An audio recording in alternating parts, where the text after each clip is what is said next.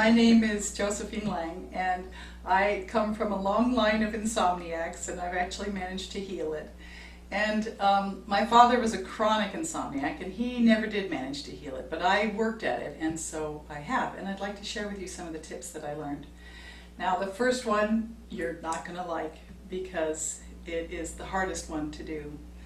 And it is that you absolutely must have no caffeine in your diet. Now, many of you are going to stop right there and say, oh, Josephine, what are you thinking? I can't possibly get through life without caffeine. If I don't have caffeine, I can't function. I'll be falling asleep in front of people, blah, blah, blah. Cannot have caffeine. You got to stop it. You've got to cut it all out.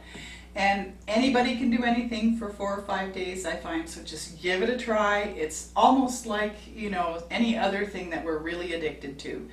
We just take it one day at a time and just stop. So caffeine, so where do we find that? Well, yerba mate, chocolate. I'll talk to people who will say, oh no, I don't do any caffeine, but I do love a little dark chocolate at night.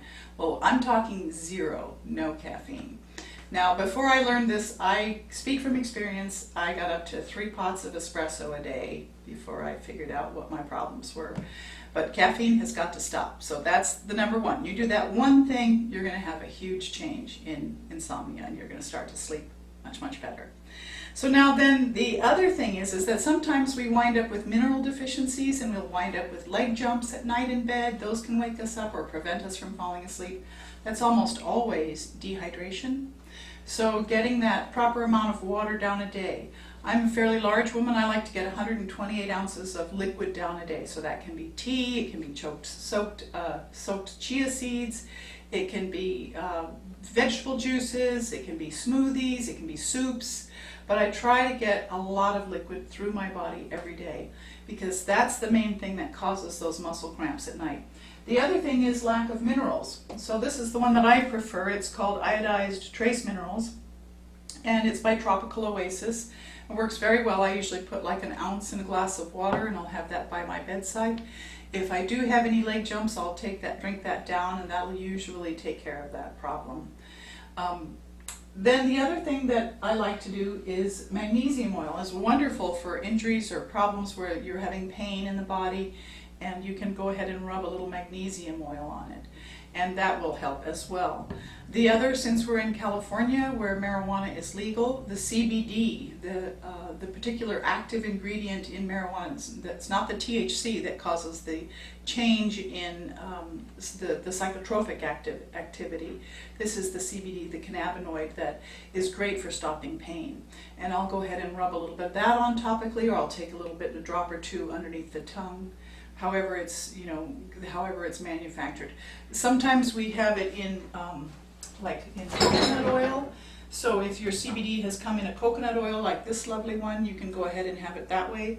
Or if it's a roll-on, this is a more straight CBD here, or any number of other formulations that you can use. So this one is edible. The oil is also edible, or you can use it as a roll-on.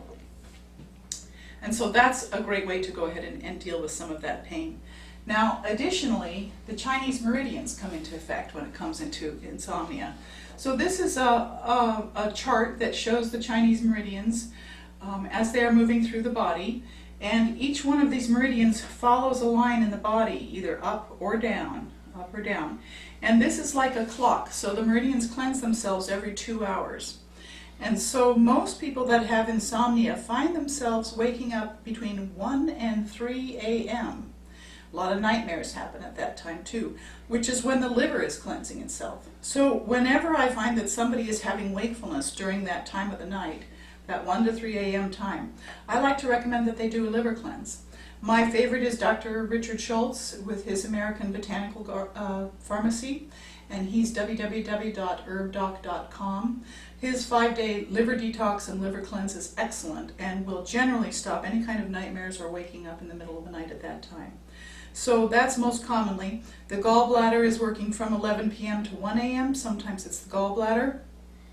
And then another thing that I really like to recommend for sleep disturbances is to be sure that you get in bed and get some good quality sleep time during the 9 to 11 p.m.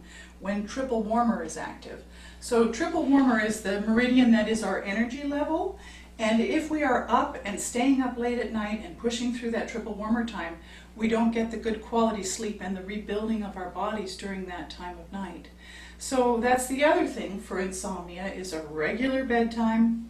I like to suggest that nobody takes notes, no grocery lists, no journaling, stay in bed in the dark. I feel that we are all entitled to darkness, and that it's a good idea for us to get our sleep at a regular time, going to bed at a regular time and then getting up. So I would like to recommend bedtime around 8:30 for people who have insomnia problems, and so that they're be sure to get some sleep during that triple warmer time between 9 and 11 p.m. And then waking up with the, it's kind of nice to go to bed with the sun goes down, go to bed, wake up when the sun comes up, if you're in that part of the world where the sun is rising and falling about 12 hours apart. So anyway, I hope that this has been helpful for you. I know it certainly has cured my insomnia. I sleep like a baby now. I'm glad to say I go to bed, I fall asleep, I wake up in the morning. It's great. And please check out my website if you get a chance. It's stepintomagic.com. Thank you so very much for listening. Bye for now.